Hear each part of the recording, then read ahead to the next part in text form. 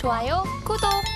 네, 서울경제TV 증시8 주간 브리핑 시간입니다. 서울경제 신문에서 발행한 이슈 전해드리는데요. 첫 번째 소식부터 하나하나 짚어보겠습니다. 우선 화면 살펴보겠습니다. 간밤 뉴욕 증시 3대 지수는 혼조 흐름을 보이면서 마감 지었습니다. 다우지수는 0.22% 하락, 그리고 S&P 500 지수도 0.06% 낙폭을 보였고요. 나스닥만이 소폭의 상승 흐름을 보였습니다. 살펴보시면 마이크로소프트와 엔비디아, 구글, 아마존 등 전반적으로 빅7 기업들이 상승한 가운데 메타 플랫폼만이 소폭 떨어지면서 해당 부분 좀 약세를 보여주고 있습니다. 또 비트코인도 살펴보겠습니다. 비트코인 얼마 전에 직전에 바로 4만 불을 넘겼다라는 소식을 드렸는데 오늘은 4만 4천 불을 훌쩍 넘겼습니다. 현재 4.84% 상승하면서 거래되고 있고요. 이더리움 역시 상승 흐름을 크게 보여주고 있습니다. 다만 바이낸스와 솔라 그리고 리플 같은 경우에는 하락세를 연출하고 있고 도지코인은 상승 흐름을 보여주고 있습니다. 어제도 토큰 관련된 우리 기업들 종목들 상승 흐름을 보여줬는데 오늘 역시도 추가 상승을 견인할 수 있을지 이 부분 역시도 함께 살펴보시면 좋겠습니다. 어제 우리 증시는 전반적으로 제약바이오가 이끌었습니다. 갑작스럽게 마이코플라즈마 폐렴 관련해서 좀 확대가 되면서 코로나19와 비슷한 상황이 연출되고 있는데요. 해당 부분으로 인해서 제약바이오 테마들 일제히 상승폭을 보여줬고요. 또 중국의 요소 관련된 테마 역시도 상승 흐름을 보여줬습니다. 자, 저희 바로 들어가 보겠습니다. 산타랠리 기다려볼까? 예탁금 4조 쑥 첫 번째 기사로 준비했습니다. 많은 분들이 기다리고 있는 산타랠리, 증시의 상승 모멘텀이 보이지는 않지만 연말 산타랠리를 기대하면서 유입되는 증시 주변 자금이 다시 늘고 있다는 소식, 첫 번째 소식으로 준비합니다. 우선 증권사는 연말 랠리 특수를 기대하면서 투자자 예탁금 이자율을 최대 2%까지 끌어올렸고요. 증시 활성화에 불을 지피는 중입니다. 투자자 예탁금 수위를 보면 지난 11월 3일부터 계속해서 상승하면서 12월 4일 기준에 48조 원을 훌쩍 넘은 수준까지도 확인이 됐었고요. 예탁금은 금융당국의 공매도 금지 조치 직전인 지난달 3일 44조 원까지 줄었던 점을 감안한다면 한 달 만에 약 4조 원가량이 급증했습니다. 코스피가 2,500선에서 올라선 지난 21일 47조 원대에서 주춤하다가 다시금 연말을 맞아 이달 증가세를 보여주고 있고요. 또 신용거래 이용자 잔액까지도 살펴보도록 하겠습니다. 12월 4일 기준 17조 2,738억 원으로 기록을 하고 있습니다. 지난 10월 27일 17조 4,843억 원 이후에 가장 많은 수준으로 기록되고 있고요. 12월에 들어서자 연말 지수 상승의 베팅을 검토하고 있는 투자자들이 늘었기 때문으로 평가되고 있습니다.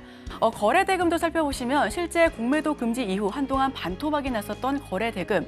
이달 4일 코스피 8조 724억 원을 기록하고 코스닥은 10조 원을 넘게 기록하면서 이전 수준을 회복했다라는 소식까지도 함께 전해드리는데요. 지금 정리하고 넘어가겠습니다.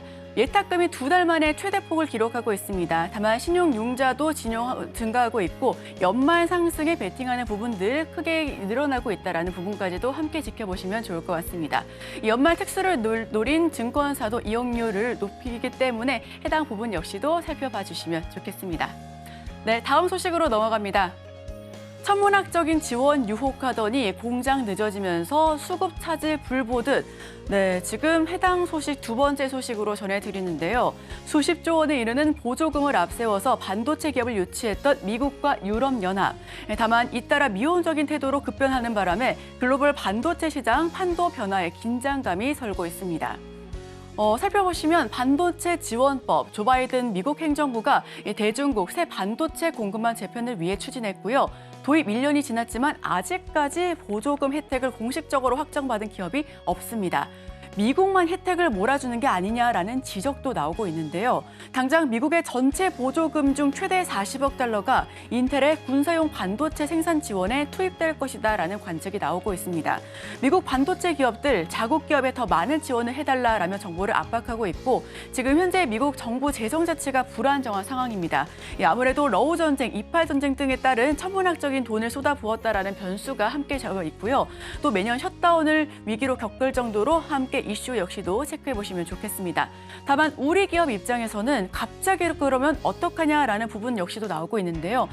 반도체 공급망 재편 과정에서 미국에서 오히려 러브콜을 외쳤던 삼성전자와 TSMC 등은 당혹스러운 입장을 보여주고 있습니다. 삼성전자 향후 10년간 총 2,171억 달러의 천문학적인 투자 계획을 밝혔었고 SK하이닉스 역시 150억 달러를 들여서 이 어드밴스드 패키징 시설을 짓기로 했었는데요. TSMC도 다르지 않습니다. 애리조나에 공장 2곳을 건설하기 위해 이미 400억 달러를 투자했었는데 여기서 미국 우선주의가 실제로 드러나게 된다면 보조금 액수 문제뿐만 아니라 이 비용 부담마저 큰 미국 공장은 그 자체로 실적의 변수가 될 것으로 보여집니다. 미국이 아니라 사실 싼 값에 인도라든지 베트남에 짓을 수도 있었던 부분이었는데 미국에서 울며 겨자 먹기 식으로 공장 증설을 논의했었던 우리 기업들 역시 크게 변수로 볼 부분인데 이 비용 부담마저 큰 미국 공장 그 자체로 실적의 변수로 들어올 수 있을 것 같고요. 불확실한 보조금 지급 결정이 미국 내에서도 논란이 큰 부분입니다. 이미 오히려 대중국 차원에서 우호 기업들에 대한 지원에 적극적으로 나서야 한다라는 주장도 있기 때문에 해당 부분 역시도 계속해서 내용을 추적해 봐야 될 것 같습니다. 자, 도원민 한국무역협회 연구원은 기업 입장에서는 그렇다고 투자에서 발을 뺄 수도 없는 상황이라며 진짜 문제는 향후 비슷한 일이 벌어졌을 때 앞으로 미국과 미국 기업들 신뢰하고 투자할 수 있겠냐라며 지적하고 있습니다. 자, 여기서 정리하고 넘어가면 삼성과 TSMC 등 미국 투자에 대한 부담이 커져가고 있고요. 미국 정부는 인텔 등 요구가 외면하기 어렵다라는 부분 역시도 공감을 합니다. 독일 역시도 외국 기업 지원이 무산될 수 있다라는 가능성이 높아지고 있고 투자 발빼기가 힘들어 우리 기업들 속앓이를 앓고 있습니다. 이 보조금발 반도체 시장 격변을 예고하고 있기 때문에 해당 관련주 역시 흐름을 지켜보셔야 할 것 같습니다. 자, 다음 소식입니다. 광물 확보, 증설, 발등의 불인데 세금 혜택 문턱 높고 환경 규제 여전하다라는 세 번째 소식 전해드립니다. 네, 미국 정부는 해외 우려 기업, 즉 FEOC 세부 규정 발표한 이후에 리튬과 니켈, 흑연 등 배터리 핵심 광물의 중국 의존도를 낮추는 것을 골자로 하고 있는데요. 우리 기업들의 핵심 과제로 떠오르고 있습니다. 이를 뒷받침할 정부의 지원책은 여전히 미흡하다라는 지적이 잇따르고 있습니다. 네, 미국 정부는 중국 기업이 외국 기업과 설립한 합작 회사의 경우 중국 정부 관련 지분이 25% 이상이라면 IRA 법상 전기차 보조금을 받지 못하는 FEOC 세부 규정을 내놓기도 했었는데요. 배터리 소재 기업들의 핵심 광물 확보 경쟁이 더욱 치열해질 전망입니다. 기업들의 합작 회사의 중국 지분을 낮춰라라고 주문하고 있고요. 또 국내 기업들 같은 경우에는 문제는 핵심 광물의 중국 의존도를 낮추려면 기업들의 대규모 투자가 필요하다라는 점입니다. 해외 광산 확보와 핵심 소재 공장을 짓는 데만 조 단위의 투자금이 드는데 개별 기업들의 노력만으로는 한계가 있고요. 정부가 발벗고 도와야 한다라는 의견이 나오고 있습니다. 음극재, 흑연 가공해서 만드는데 이 과정에서 다량의 이산화탄소 폐수가 발생합니다. 광물 공급망의 탈중국을 위해서는 음극재 제조 시설의 국내 확충이 반드시 필요한데요. 하지만 현재의 환경 규제로는 시설 늘리기가 어렵다고 합니다. 그 이유는 음극재를 만들려면 막대한 전력이 소모되는데 중국 대비 2배 비싼 전기 요금도 기업들에게는 부담으로 들어오고 있고요. 한편 포스코 퓨처엠은 중국 의존도가 높은 인조 흑연의 내재화를 위해 앞다퉈서 인조 흑연 제조 공장을 준공했습니다. 앞으로 계속해서 해당 부분 역시 관련주 흐름을 지켜보셔야 할 것 같습니다. 네, 정리합니다. 배터리 세금 공제, 이익을 못 낸다면 돈을 못 돌려받는 상황이고요. 공제금 환급도 선례가 없다라고 정부는 팔짱만 끼고 있습니다. 흑연 공장 증설, 탄소 배출이 많아 난항을 겪고 있는데 중국보다 2배 비싼 전기 요금도 부담으로 들어오고 있는 상황입니다. 네, 마지막 소식으로 전해드립니다. 가을, 겨울 의류 판매 부진, 재고 자산 쌓인 패션 기업. 네, 패션 기업들의 지금 아슬아슬한 줄타기가 이어지고 있습니다. 패션 업계 재고 자산 증가로 골머리를 앓고 있는데요. 지난해엔 경쟁적으로 실적 축포를 쏘아 올렸지만 올해는 정반대 상황에 처했다라고 합니다. 어떤 소식인지 살펴보겠습니다.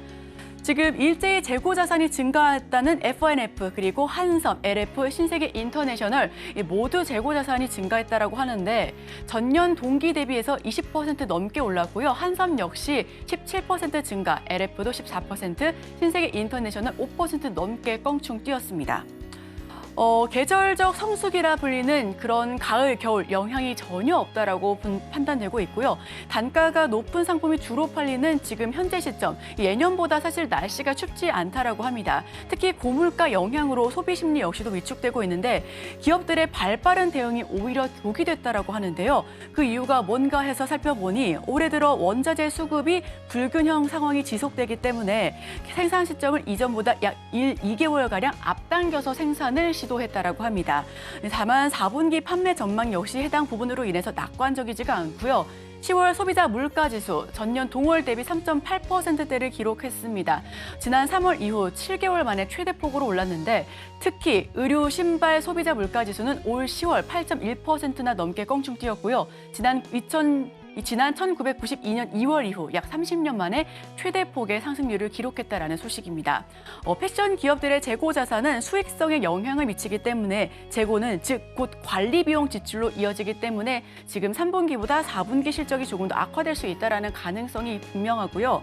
자, 정리하고 넘어가자면 소비 위축 이상 기온에 옷이 팔리지 않고 있습니다. 따라서 패션업계 역시 이 4분기 실적이 조금 어려울 수 있겠다라는 그런 주춤한 입장도 나오고 있고요. F&F는 3분기 작년보다 20% 넘게 재고 자산이 늘었고 한섬과 LF도 다르지 않습니다. 특히 신세계 인터 역시 일제히 껑충 뛴 모습 때문에 지금 올해 말부터 내년 초까지의 입장도 한번 지켜보셔야 될 것 같습니다.